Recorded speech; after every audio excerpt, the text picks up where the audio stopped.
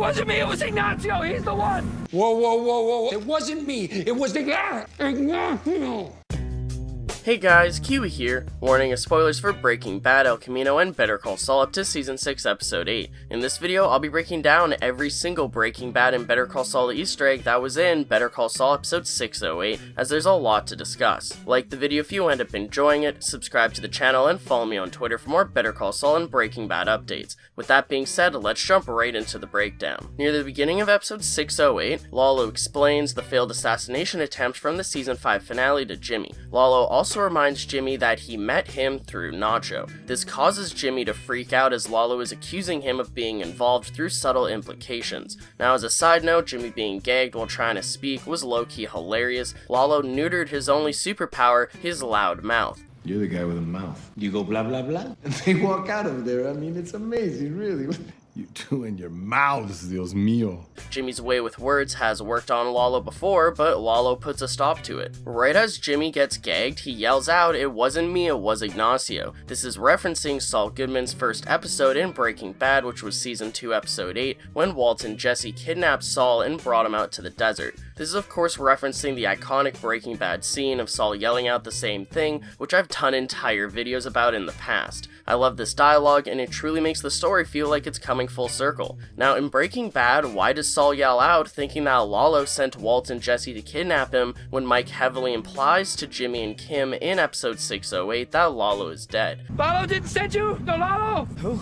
Oh, thank God. Oh, Christ. Lalo said he was coming back. He's not coming. No, he said he was. He told me. You understand me? He is not coming back. Does Saul just end up not believing Mike? Now, Mike did tell Jimmy once in Season 5 that Lalo would be dead, so in episode 607, Lalo rose from the grave in Jimmy's eyes. Lalo Salamanca is going to die. Tonight. Tonight? This time tomorrow, it'll be done. Oh. Jimmy's PTSD has been a large focus point ever since episodes 508 and 509, along with all the way through the entirety of Season 6. So even though Mike tells Jimmy again that Lalo won't be coming back, maybe Saul just doesn't believe him. Jimmy never saw Lalo's body as proof after all. The combination of Mike being wrong in the past, along with Jimmy's PTSD, could create paranoia in his head where he never truly believes that Lalo is dead, always looking over his shoulder. During episode 608, Kim is tasked with going to Gus's house to kill him for Lalo, although she obviously doesn't understand the significance of what she's tasked with doing. When Kim arrives, she parks the car at almost the exact same spot as Walter did in the Breaking Bad episode 38 Snub. In 38 Snub, which I believe is Season 4 Episode 2, Walt bought a 38 Snub pistol to go and kill Gus at his home since he knew where he lived. In both instances, Kim and Walt both go to kill Gus at his home with a revolver. Though I'm unsure if Kim's pistol is actually a 38 Snub revolver or not as well, regardless the symmetry is definitely there. During both moments between Kim and Walt, we see the same top-down shot of the three-way intersection as they walk across the street from where they parked. They also get the same close-up shot of their face as they walk across the street as well. Both Kim and Walt end up getting stopped, although it's in a different manner. With Kim, they let her get up to the door before Mike grabs her from behind and pushes her inside. In Breaking Bad, Walt doesn't even make it to the door and instead gets a phone call telling him to go home. Now, it's been a huge debate within the fandom on whether it was Mike or Tyrus on the phone telling Walt to go home. Although it says in the fandom wiki that it was Tyrus, if I recall correctly, during one of the Better Call Saul Insider podcasts, they mentioned how it was Mike, but regardless of who's actually on the phone that called Walt, the symmetry is there that they were both stopped due to Gus's secret cameras keeping surveillance on his home and neighborhood. Some other similar shots is the fact that we get an angle of both Walt and Kim in their vehicle looking at Gus's house, and then also when Kim pulls out the gun, it reminds me a lot of when Jesse pulls out the gun to kill Gale. Also, they probably didn't stop Kim until she got to the door, due to this being the first time that something like this has ever happened. But by the time Walt attempts the same thing in Breaking Bad, this clearly isn't their first rodeo, causing them to call Walt and stop him before he even finishes crossing the street before he can even get to the front door. During the final Lalo-Gus standoff, while Lalo holds Gus at gunpoint, he allows Gus to say some final words to Eladio where he truly speaks his mind as to how he really feels.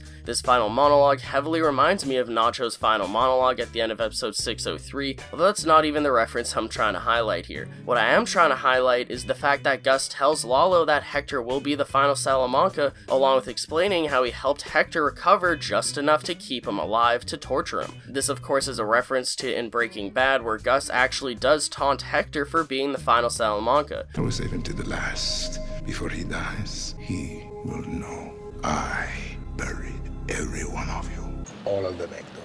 All dead.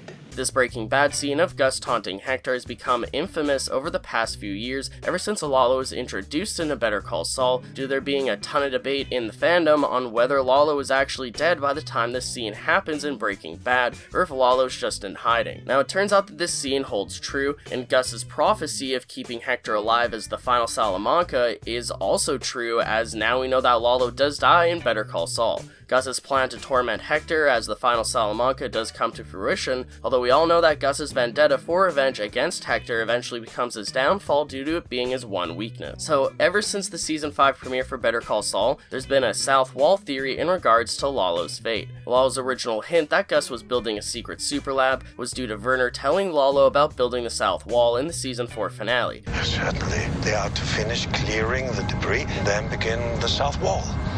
That's the South Wall? The South Wall? Yes.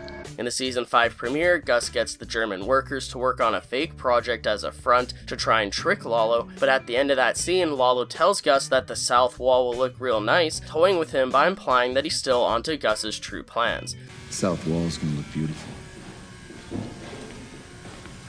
So the theory was created that somehow Gus will have Lalo killed and hide his body within the south wall, the superlab, or even the floor, considering the concrete hasn't been poured yet. As we know from the end of episode 608, Lalo and Howard are both buried under the floor of the superlab. Since this theory came to fruition and turned out to be correct, I'll never be able to watch the Breaking Bad superlab scenes the same, knowing that both Lalo and Howard's bodies are buried under the floor. Whenever I watch Breaking Bad in the future, I'll be constantly reminded of the fact that Walt and Jesse are walking around and cooking on the unmarked graves of Howard and Lalo, two characters that you never thought would meet, being secretly buried together. This also makes it incredibly fitting how the superlab floor is red, with the symbolism of colors in the Breaking Bad universe being incredibly important. Some joke that the fly in the superlab is symbolically Lalo or Howard. To be honest, whether this is just a joke or not, I do like the idea of it, although it's obviously never originally intended to be the case. So just like we predicted at the end of episode 608, Mike is shown cleaning up Howard's crime scene.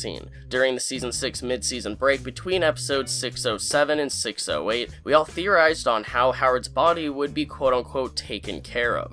We came to the conclusion on the theory that Mike would deal with the body due to the fact that this is exactly what Mike did during his first appearance in Breaking Bad at the end of Breaking Bad Season 2. In Breaking Bad Season 2 Episode 13, Mike is called in by Saul to clean up Jane's crime scene after she OD'd. Mike also gave Jesse a cover story telling him what to say and how to act. Saul clearly called in Mike to take care of Jane's crime scene due to the fact that Saul knows that Mike has done this before with Howard. Mike cleans up Howard's body and tells Kim and Jimmy a cover story, all with telling them how to act, similar to in Breaking Bad with Jane and Jesse. This is clearly intentional, considering the fact that at the end of Mike telling Jimmy and Kim their cover story, he tells them to say, "That's all you know," which is the same thing he said to Jesse and told him to say. He came here, then he left. That's all you know. You woke up, you found her, that's all you know.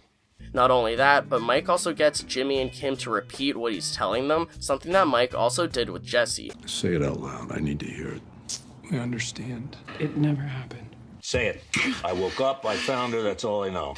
I woke up, I found her, that's all I know. Although I will mention that the difference here is that in Breaking Bad, Mike didn't actually move Jane's body, just cleaned up paraphernalia and that sort of thing, while in Better Call Saul, Mike did take away Howard. Regardless, the parallel is there, and I love this Breaking Bad reference. Also, when Mike helps bury Lalo and Howard, he looks down at their bodies together in the same unmarked grave. This may be due to feeling bad about Howard dying as collateral damage for Lalo, with it being a running trend throughout all of Better Call Saul in regards to Mike not liking it when people not in the game are killed due to association. Mike also looks down at them the same way that Walt and Todd looked down at Mike's dead body in Breaking Bad. Just like how Howard's true fate will never be discovered, neither will Mike's. This isn't the only time that Mike has seen this foreshadowing of his own fate through somebody else, but I still like how they're trying to hammer that home. So there's a lot of other Easter eggs in episode 608 that relate to Better Call Saul more than Breaking Bad, and I'll just list off a few of them here at the end of the video, video as sort of a bonus. The first bonus Easter egg is Lalo's hilarious vlogging to Donald Audio. This is not only obviously a reference to Lalo doing the same thing the episode beforehand in 607, but it could also be a reference to Walt's final message to his family in the very first episode of Breaking Bad. Just like Lalo's recording for Audio, Walt's recording in the first episode of Breaking Bad never came to fruition. I just like the connection of how they both recorded a confession for someone, but in both cases neither of the recipients ever got to see them. Audio never sees Lalo's tapes, and Walt's family never saw his tape. Another Easter egg is Kim yelling at Mike, asking him, "Where were you?" Not only is this an obvious reference to back in episode 604 where Mike confronted Kim after her realizing that his men were following her, this is also a reference to Mike covering them with a sniper rifle back in episode 509 when Lalo first confronted Jimmy and Kim in their apartment. Since Lalo tricked Gus and Mike to pull their men off of quote-unquote low-risk targets, no one was watching Jimmy and Kim at their apartment when Lalo ended up showing up a second time during episodes 607 and 608, resulting in Howard's death.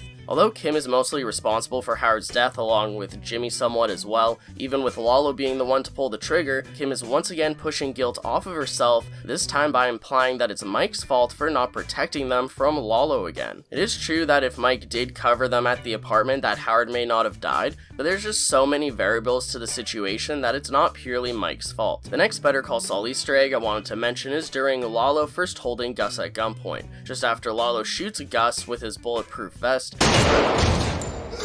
Gus reluctantly opens the iconic Breaking Bad secret entrance to the superlab under one of the laundry machines. Lalo, impressed, mentions that he had a similar secret entrance under a bathtub, but that Gus's secret entrance is much more impressive. This is a reference to Lalo's secret exit tunnel from his compound in the season 5 finale that we saw him use during Gus's failed assassination attempt against him. Lalo snuck out under his bathtub and before sneaking back in and then catching the hitman off guard, killing them at the bathtub in the tunnel once they discovered it. And then another kind of obvious bonus reference to episode 509 of Better Call Saul is in episode 608, Mike's man is watching Kim's apartment from the same roof across the street from the apartment as Mike did himself in episode 509, except now in 608 the blinds are shut, causing them to be unable to get a clear view. Since there were so many Breaking Bad and Better Call Saul Easter eggs and references in episode 608, I decided to create this entire separate video discussing them all before I actually do my 608 review, since I found them all just so cool and rewarding to viewers who truly pay attention at every little detail. Now, since I'm creating this video the same night after episode 608 airs, there's a chance that I missed a few Easter eggs. If there's any that I didn't notice but you did, feel free to mention in the comments or let me know on Twitter as I'm more likely to see it there, and I'll include them in my full episode 608 breakdown and review.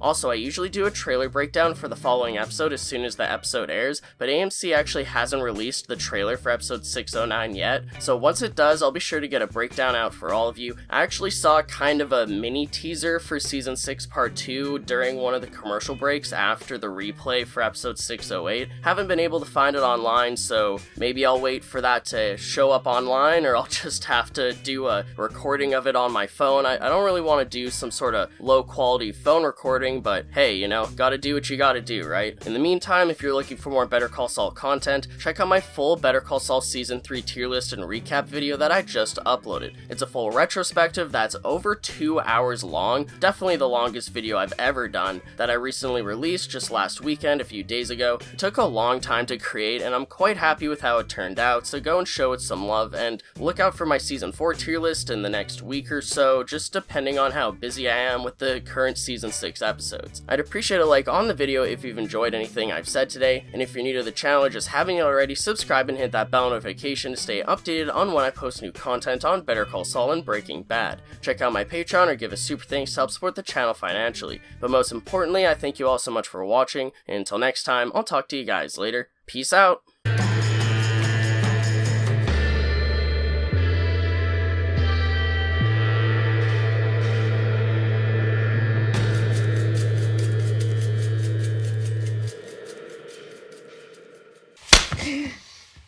Say it. I woke up, I found her, that's all I know. I woke up, I found her, that's all I know.